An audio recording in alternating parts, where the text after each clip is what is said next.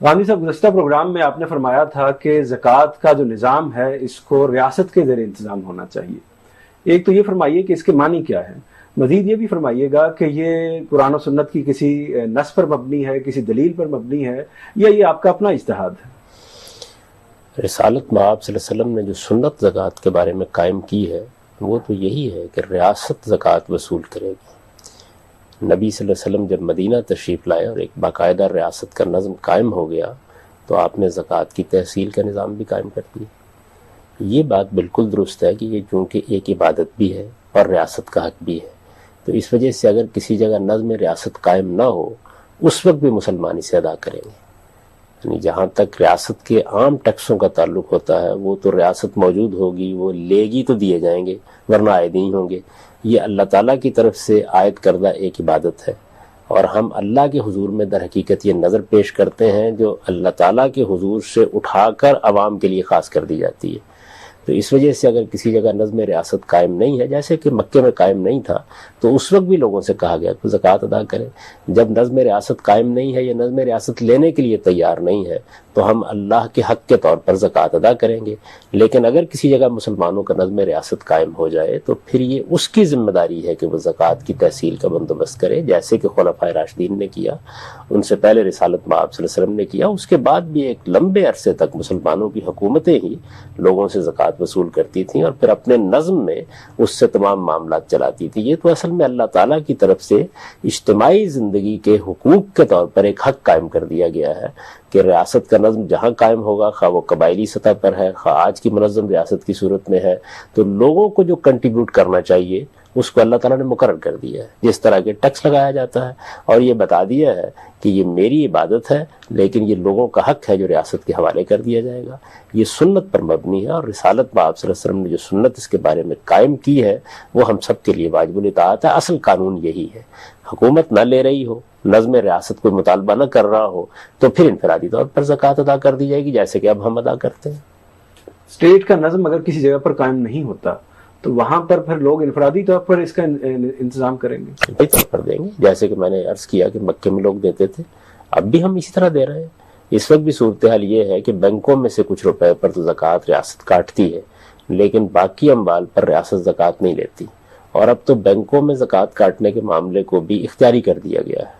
لہذا اس صورتحال میں ہر شخص یہ حق رکھتا ہے کہ وہ اپنی زکوٰۃ خود ادا کر دے. اللہ کا حق ہے، وہ ادا تو کیا جائے گا ہر حال میں، لیکن اگر ریاست طلب کرے گی تو پھر اسی کے سپرد کرنا ضروری ہوگا.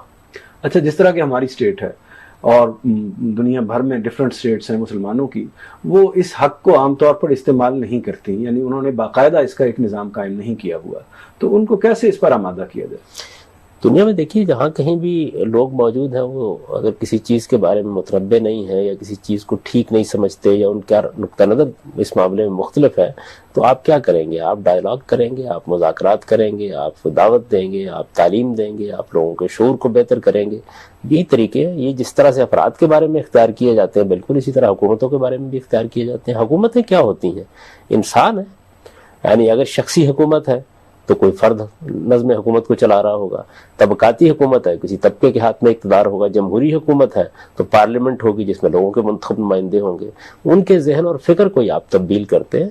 اسلام کے جو احکام فرد سے متعلق ہیں وہ فرد تک کیسے پہنچائے جاتے ہیں؟ یعنی آپ فرد کو توجہ دلاتے ہیں، تعلیم دیتے ہیں، اس کو بتاتے ہیں کہ یہ اللہ کا حکم ہے اور اس کی حکمت اس پر واضح کرتے ہیں، پھر لوگ اس کو اختیار کر لیتے ہیں. بالکل اسی طریقے سے اجتماعی زندگی میں جو احکام قرآن مجید نے دیے ہیں یا رسالت میں آپ صلی اللہ علیہ وسلم جن کے بارے میں کوئی سنت قائم کی ہے وہ ریاست کے نظم کو چلانے والے لوگوں کو ارباب حل و عقد کو بتائے جائیں گے. اگر وہ ان کے دل و دماغ میں اتر جائیں گے تو اسے قبول کر لیں گے، ورنہ ہمارا کام کیا ہے؟ ہمارا کام یہ ہے کوئی جو بیان کر دیا قرآن مجید نے کہ آپ اپنی بات پہنچائیے، آپ کو کوئی داروغہ بنا کر نہیں بھیجا گیا. اچھا، اسٹیٹ فرض کریں کہ اس تبلیغ کو، اس تلقین کو مان لیتی ہے اور اس کے نتیجے میں اپنے اندر اس نظام کو نافذ کرنے کے لیے آمادہ ہو جاتی ہے، تو کیا پھر اسے ٹیکسوں کا جو دیگر نظام ہے اس کو ختم کرنا پڑے گا؟ اصلاً تو قانون یہی ہے کہ اللہ تعالیٰ کی طرف سے جب ایک رقم مقرر کر دی گئی ہے تو آپ اسی چادر میں پاؤں پھیلائیں اور اس سے اپنا نظم چلائیں. اس کے بعد اگر مزید کوئی ضرورت پڑتی ہے تو پھر لوگوں کی رضامندی سے ان کے اوپر کوئی ذمہ داری عائد کی جا سکتی ہے. اس میں لوگوں کی رضامندی کی ضرورت نہیں ہے. جب وہ مسلمان ہیں تو آپ ان سے یہ رقم وصول کر سکتے ہیں. اگر یہ کہا جائے کہ یہ وہ واحد ٹیکس ہے جو ریاست کی طرف سے عوام پر عائد کیا جا سکتا ہے. اللہ تعالیٰ یہی چاہتے ہیں کہ لوگ اسی پہ اکتفا کریں، اسی کی بنیاد پر نظم ریاست چلایا جائے. انہوں نے اس کو مقرر کر دیا اور قرآن مجید میں یہ کہہ دیا ہے کہ اس کے بعد فخلوا سبیلہم، لوگوں کی راہ چھوڑ دی جائے، ان سے مزید کوئی مطالبہ نہ کیا جائے. لیکن اگر کسی موقع پر کوئی ضرورت پڑتی ہے تو پھر لوگوں کی رضامندی سے ہوگا جو کچھ ہوگا. یعنی ان کی رضامندی کے بغیر بالجبر جو چیز ان پر عائد کی جا سکتی ہے وہ اسلامی قانون کی روح سے زکوٰۃ ہی ہے، اور اس کی مقدار، اس کی شرح اللہ کے پیغمبروں نے مقرر کر دی. رضامندی یہ تھوڑا سا واضح کر دیجیے کہ رضامندی سے تو کوئی بھی نہیں دینا چاہے گا مزید کسی چیز کو. وہ تو یہی چاہیں گے کہ کم سے کم جو عوام ہے وہ تو یہی چاہیں گے کہ کم سے کم ان پر ٹیکس عائد کیا جائے. نہیں، ایسا نہیں ہوتا. دیکھیے بات یہ ہے کہ جب قوموں کی تربیت کی جاتی ہے تو وہ اپیل کا جواب بھی دیتی ہیں. مسلمانوں کی تاریخ میں اس کی بہت سی مثالیں رہی ہیں. اس وقت آپ دیکھ لیجئے کہ لوگوں کو جب یہ معلوم ہوتا ہے کہ ریاست ان سے زکوٰۃ لینے کے لیے تیار نہیں ہے تو وہ اپنی زکوٰۃ ادا کرتے ہیں، بلکہ زکوٰۃ سے آگے بڑھ کر بہت سا انفاق کرتے ہیں. ریاست اپنا اعتماد اگر قائم کرتی ہے تو اس کی اپیل بھی کار پر ہوگی. پھر اس کے بعد موجودہ زمانے میں چونکہ لوگوں کی رضامندی حاصل کرنے کا ایک نظام بن چکا ہے پارلیمنٹ کی صورت میں، ان کے نمائندوں کی صورت میں، تو اس کے انتخابات کے موقع پر بھی یہ بات واضح کی جا سکتی ہے. لہٰذا لوگوں کی رضامندی حاصل کرنے کا نمائندگی کا طریقہ بھی اختیار کیا جا سکتا ہے ان کی طرف سے. تو رضامندی جب ایک بار، اب بھی یہی ہوتا ہے.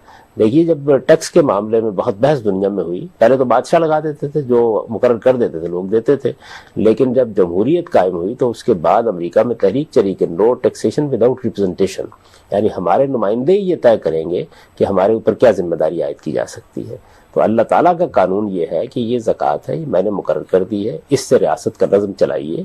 اگر اس کے بعد کوئی حقیقی ضرورت ہوتی ہے تو پھر عوام کی طرف رجوع کیجیے. لیکن پہلے تو یہ طے ہونا چاہیے کہ کیا اس کے بعد کوئی ضرورت باقی بھی رہ جاتی ہے.